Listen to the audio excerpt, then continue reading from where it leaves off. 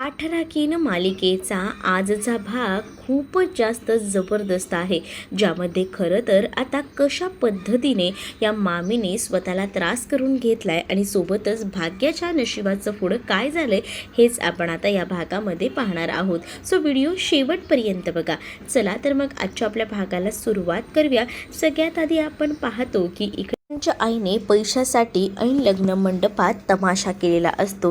तेच आता इकडे प्राजूने येताना पैसे आणलेले असतात आणि प्राजू आता ती पैशांची बॅग मामाजवळ नेते आणि मामाला सांगते की मामा, हे पैसे ठेवून घे. हे पैसे मान्य आहेत, कमी असतील, त्यांच्या इच्छा अपेक्षा आपण पूर्ण करू शकत नाही एवढ्या पैशात, पण मला असं वाटतं ना की निदान एवढे तरी पैसे तू ठेवून घ्यायला हवेस, कारण आता ज्या काही गोष्टी आहेत ना त्या आपल्या समोर आहेत आणि त्यामुळेच ना मला असं वाटतं की काही झालं तरीसुद्धा आपल्या भाग्याचं कोणतंही नुकसान व्हायला नको. भाग्याच्या सगळं काही मनासारखं व्हायला हवं असंच मला वाटतं आणि त्यामुळेच ना आपण भाग्याचं लग्न हे व्यवस्थितपणे पार पडायला हवं, यासाठी हे पैसे रोहनच्या आईला द्यायला हवेत. मान्य आहेत, हे पैसे अपूर्ण आहेत, पण तात्पुरती का होईना आपण हे पैसे देऊन भाग्याच्या मनासारखं करूया, भाग्याचं लग्न होऊ दे, असंही आता म्हटलं जात असतं. तेच आता दुसरीकडे पाहायला मिळत असतं की इकडे आता सुलक्षणासुद्धा आलेली असते. सगुणाने सांगितलेलं असतं ना सुलक्षणाला की इथे प्रॉब्लेम झाला आहे, म्हणूनच मग आता सुलक्षणा आणि त्यासोबत तिकडे आता आरवही आलेला असतो आणि तो हे सगळं काही बघतो. आरवही जेव्हा तिथे येतो तेव्हा तो विचारतो की नेमकं काय झालं आहे. तेव्हा सगुणा सुलक्षणाला घडलेला सगळा प्रकार सांगते. तेच आता रोहनची आई तिथे उभी असते. आधी प्राजू आपल्या मामाला सांगून समजवायचा प्रयत्न करते, पण इकडे काही झालं तरी मामा ऐकायला तयार नाही हे प्राजूला समजतं. त्यामुळे प्राजू आता ती पैशांची बॅग घेऊन थेट रोहनच्या आईकडे जाते आणि रोहनच्या आईला म्हणत असते की प्लीज ना तुम्ही समजून घ्या ना, माहिती आहे की तुम्ही पैशांची मागणी केली आहे आणि त्यासाठी मी तुम्हाला हे पैसे द्यायला आले आहे, प्लीज हे पैसे ठेवून घ्या, असं देखील आता म्हटलं जातं.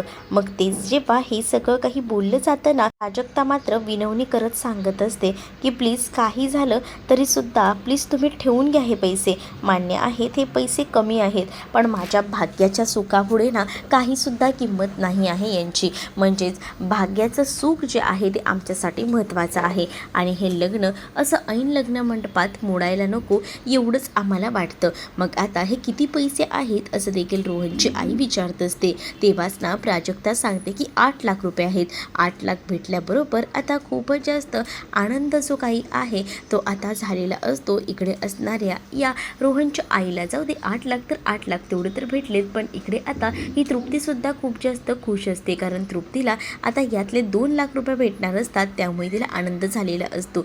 पण आता इकडे सुलक्षणा जी आहे ती सगुणाला म्हणत असते की नेमका हा मॅटर काय आहे, काही समजत नाही आहे. मग सगुणा सुलक्षणाला पहिल्यापासून घडलेली सगळी काही जी कृती आहे ती सांगू लागते की नेमकं काय काय झालं ह्या लग्नामध्ये, आणि या लग्नामध्ये या बाईने तर पूर्णपणे तमाशा लावला होता. आणि हे सगळं सुरूच असतानाच ना मग तेव्हाच ना प्राजक्ता आली आणि प्राजक्ताने थोडे पैसे जे आहेत ते दिले आणि प्राजक्ताने पैसे दिल्यामुळे ना काही ज्या अडचणी ज्या आहेत त्या आता दूर झाल्या. मग आता या सगळ्या गोष्टी होत असतानाच ना दुसरीकडे जेव्हा सुलक्षणा आणि त्याचसोबत आरवला ही गोष्ट समजते ना तेव्हा त्यांनाही खूप मोठा असा धक्का बसतो. ते तर आता ऐकतच राहतात की हे सगळं काय आहे. भाग्य आता बघून बघून सगळ्या काही गोष्टी घेते. भाग्याचंही डोकं आता खूप जास्त फिरलेलं असतं. भाग्य आता स्टेजवरनं उतरते. स्टेजवरून उतरल्या तिने आता जी बॅग असते ना त्या रोहनच्या आईच्या हातामध्ये ती बॅग खेचून घेते आणि ती म्हणत असते की या पैशांवर तुमचा हक्क नाही आहे, तुम्ही काय मला काय विकत घेऊ पाहताय का हुंडा. आणि या सगळ्या गोष्टी तर आधीपासूनच मला मान्य नव्हत्या. मी आधीच बाबांना विचारलं होतं या सगळ्याबद्दल, पण बाबांनी मला या सगळ्यामध्ये विरोध केला होता. मला ते म्हणाले नव्हते की ह्या सगळ्या काही गोष्टी, पण आता नाही ऐकून घेणारे मी काहीच. बस झालं, पुरे झालं, इथून पुढे तुमचा एकही शब्द मला ऐकायचा नाही आहे. आणि असं बोलूनच ना आता मात्र भाग्याने तिचा रुद्र अवतार दाखवून दिलेला असतो. भाग्या जेव्हा तिचा रुद्र अवतार दाखवते ना, तेव्हा मात्र आता काय करावं आणि काय नाही ना, हे काही म्हणून सुधरत नसतं. आणि तेव्हाच ना इकडे जो आरव आहे तो तर पाहतच राहतो. आरवला तर आता या सगळ्या काही ज्या गोष्टी आहेत ना त्या आवडलेल्या असतात. म्हणजेच ना भाग्याचं एकतर लग्न मोडले ही सगळ्यात महत्त्वाची आणि मोठी गोष्ट, आणि हीच गोष्ट आता तिच्यासाठी खूप मोठी असते. आणि त्यामुळेच ना आता खूप जास्त आनंद आरवला असतो. पण तेच दुसरीकडे भाग्याने आता रोहनच्या आईची चांगली चामडी सोलायला घेतलेली असते. रोहनच्या आईला आता ती म्हणत असते की बघा, जे काही आहे ना ते खूप ऐकून घेतलं, आणि तुम्हाला काय वाटलं, तुम्ही माझी किंमत ठरवाल आणि तुम्हाला हवे तेवढे पैसे भेटतील. या बदल्यात ना तुम्हाला काही भेटणार नाही आहे. आणि तुम्ही ह्याच्यामध्ये बोलत होतात ना की मी लग्न मोडेल. आता मीच तुम्हाला सांगते की मला हे लग्न करायचं नाही आहे, असं देखील डायरेक्टली आता तिने सांगून टाकलेलं असतं. आणि जेव्हा डायरेक्टच हे सगळं काही आता ती बोलत असते ना, तेव्हा तर खूप मोठा धक्काच ना इकडे आता रोहनला आणि रोहनच्या आईला सोबतच मामा मामीला सुद्धा बसलेला असतो. इकडे आता जोरजोरात चर्चा होत असते. पण तेव्हाच ना भाग्याने ठरवलेलं होतं की जिथे आपल्याला मान नाही, सन्मान नाही, तिथे आपण समोरच्याचीही किंमत करायची नाही. आणि म्हणूनच मग आता भाग्याने घर डोक्यावर घेतलेलं असतं. भाग्या जसं आता रागारागात बोलते ना, तसं आता भाग्याने सांगितलेलं असतं, तुझी आई काय लग्न मोडणार, हे लग्न तर मीच मोडत आहे. आणि असं बोलून ती आता या लोकांना नावं ठेवत असते. कारण पण नावं ठेवायच्याच लायकीची होती. आता जो काही कांगावा होत होता, जे काही वाढत होते विषय, ते खूपच जास्त मोठे होते. आणि त्यामुळेच ना इकडे आता रोहनच्या आईने कांगावा करायला घेतलेला होता. रोहनची आई आता बोलत असते की बघितलं का, कोण बोलते, ज्या मुलीची लायकीसुद्धा नाही आहे ती मुलगी आता बोलायला लागलेली आहे. स्वतःचंच लग्न स्वतःच मोडून घेते. यावरूनच समजतंय की काय लायकीची आहे ही मुलगी. तेव्हाच ना मग आता भाग्यही शांत बसत नाही. भाग्य जी आहे ती बाकी मुलींसारखी ना रडूबाई नाही आहे. त्यामुळे भाग्याने सुद्धा आता बोलायला घेतलेलं असतं. भाग्य जी आहे ती आता म्हणत असते की तुम्हाला काय वाटलं, या सगळ्या काही गोष्टी ज्या आहेत त्या अशाच होतील का, तर हा तुमचा गैरसमज आहे. तुम्हाला मला काय बोलायचं आहे ना ते बोला, पण इथे ना मी सुद्धा तितकीच आहे. कळलं ना, माझी जरी लायकी नसली, माझं जरी सौंदर्य चांगलं नसलं ना, तरीसुद्धा एक माणूस म्हणून मी आहे. आणि माझ्या वडिलांचे किंवा माझ्या बहिणीचे पैसे मी तुम्हाला असेच खाऊ देईन असं कसं तुम्हाला वाटू शकतं, असं तुम्ही विचारच करू नका, असंही आता म्हटलं जातं. आणि जेव्हा या सगळ्या काही गोष्टी बोलल्या जातात ना, तेव्हा मात्र आता भाग्याने चांगलाच पाण उतारा करून घेतलेला असतो. भाग्याने आता चांगलंच या रोहनच्या आईला समजावलेलं असतं. मग तेव्हाच ना मामासुद्धा आक्रमक होतात.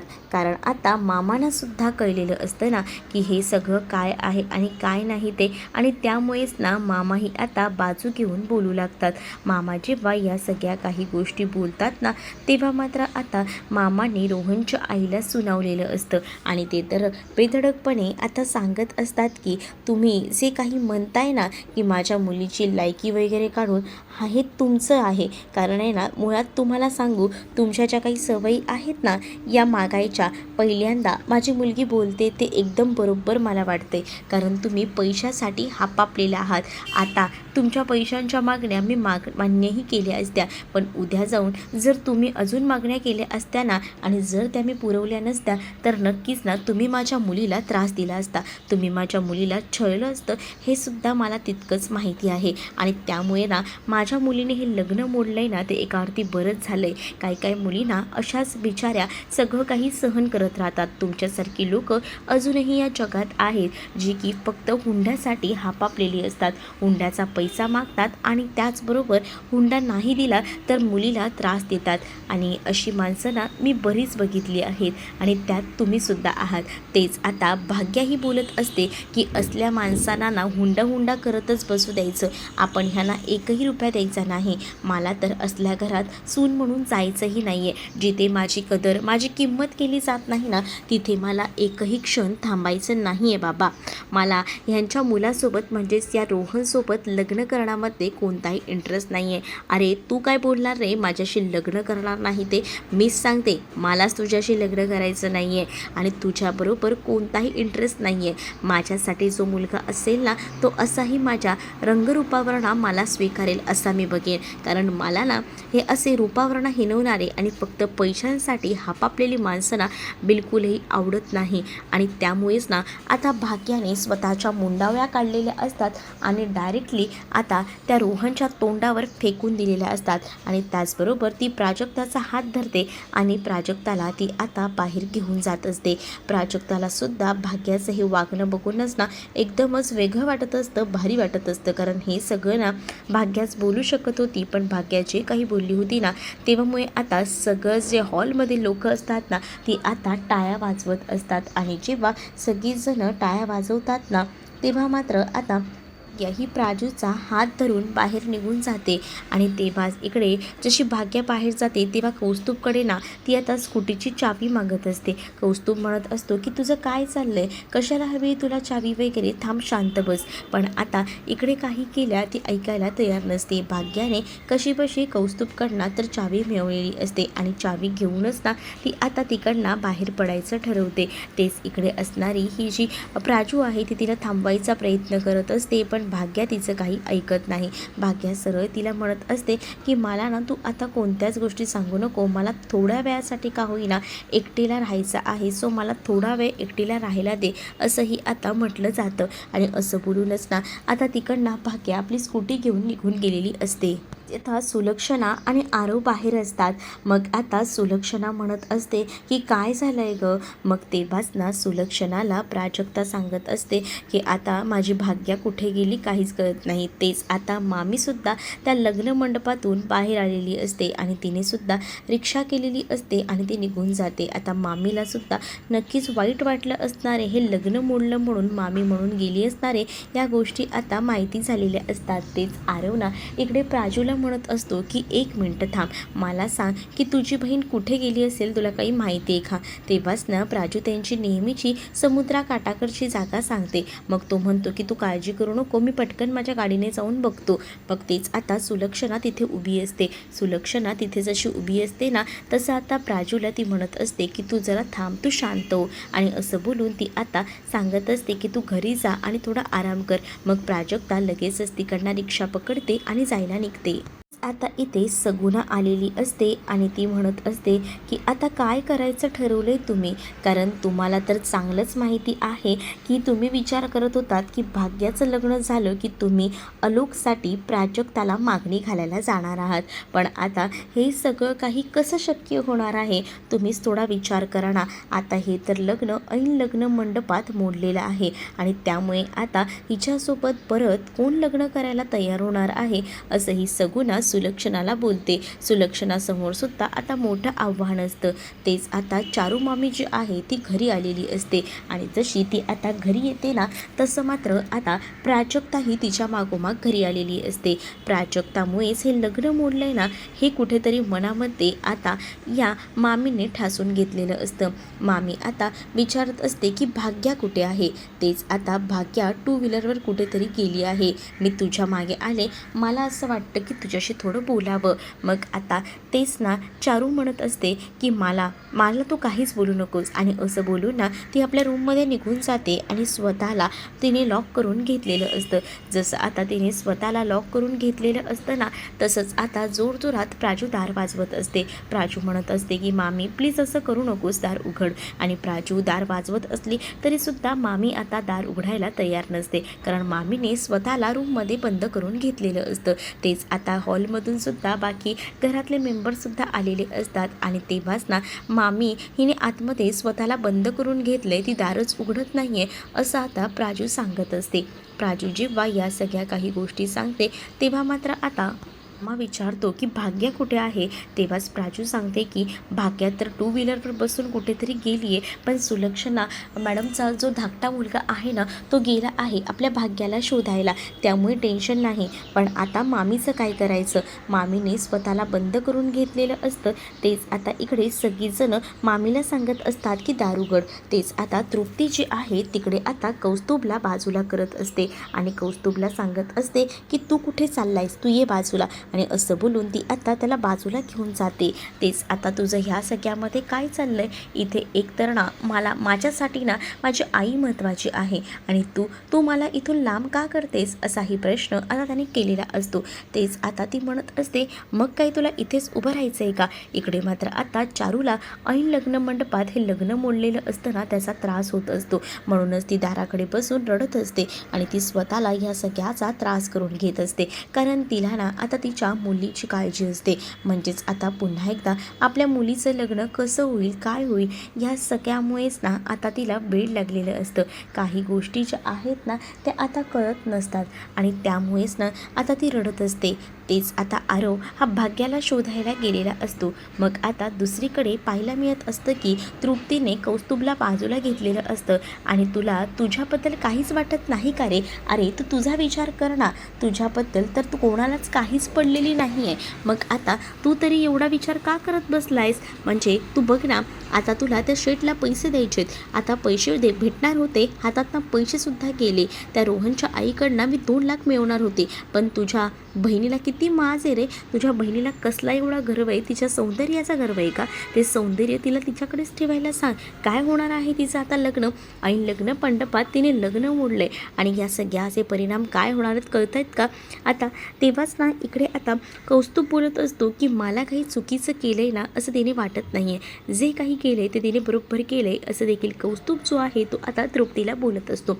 पण तृप्ती म्हणत असते की हे सगळ्यांना तू मला नको सांगूस, तुझ्या बहिणीचं लग्न मोडलंय आणि आता पैसे कसे देणार आहेस ना त्याचा विचार कर, असंही आता बोललं जात असतं. तेव्हाच ना इकडे आता तृप्ती म्हणत असते तेव्हा कौस्तुभ म्हणत असतो की त्या पैशांचं काय आहे ना ते बघता येईल, तू मला नकोस काही सांगूस गोष्टी, असंही आता ती त्याला बोलत असते. मग तेव्हाच ना मग आता जेव्हा तो समोरचा व्यक्ती ना पैसे मागायला इथे येईल ना तेव्हा मग बघूया तू त्यांना काय काय उत्तर देतोस आणि कशी उत्तर देतोयस ती. मग इकडे कौस्तुभही विचार करतो की आता ना मला या सगळ्या कंडिशनमध्ये ना माझ्या आईपेक्षा जास्त महत्त्वाचं दुसरं काही वाटत नाही आणि असं बोलून त्याने तृप्तीला चांगलंच सुनावलेलं असतं. तृप्तीला जसं तो आता सुनावतो ना तसं आता तृप्ती शांत राहते. तर इकडे मात्र आता चारू खूप जास्त रडत असते. चारू या सगळ्याचा स्वतःला त्रास करून घेत असते कारण तिला माहिती आहे आता भाग्याचं लग्न होणं मुश्किल आहे. कारण आधीच भाग्याच्या सौंदर्यामुळे भाग्या काळी दिसत असल्यामुळे हे लग्न होत नव्हतं. त्यातच आता एक भर अडचण पडलेली आहे की ऐन लग्न मंडपामध्ये लग्न मोडलेलं आहे. तेव्हाच ना तिला जेव्हा लग्नाकडनं जी मंडळी बघायला आलेली असतात ना रोहनच्या घरातली, त्यांचं बोलणं आणि हे सगळं काही आठवत असतं आणि हे सगळं काही आठवल्यामुळेच ना आता ती थोडासा का होईना विचार करत असते. आणि मग तेव्हाच इकडे बाहेर मामा त्याचसोबत इकडे असणारी प्राजू वगैरे दार ठोकत असतात आणि प्लीज ना मामी दार उघड असं बोलून आता विनवणी करत असतात. पण काही झालं तरीसुद्धा दार उघडायला इकडे मामी तयार नसते. तेच दुसरीकडे आता माई आजीसुद्धा खूपच रडत असते. इकडे आता तृप्ती प्राजूला बोलत असते की तुला काय वाटतं गं, ह्या सगळ्या काही गोष्टी कशा आहेत, काय आहेत, तुला काय विचार येतो? जर आईने काही बरं वाईट करून घेतलं तर ह्या गोष्टीचं ना प्राजूला तर खूपच टेन्शन येतं. प्राजू तर आता मोठ्या धक्क्यात असते कारण तिच्या मामीने तिने काही करायला नको असंच वाटत असतं.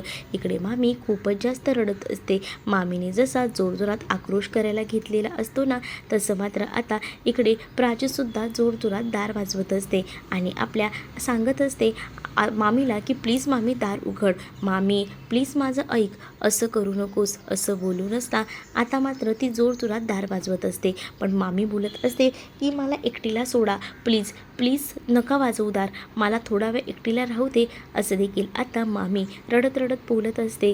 आणि मामी जेव्हा या सगळ्या काही गोष्टी बोलते तेव्हा मात्र आता त्रास तर खूपच जास्त भयंकर असा होत असतो.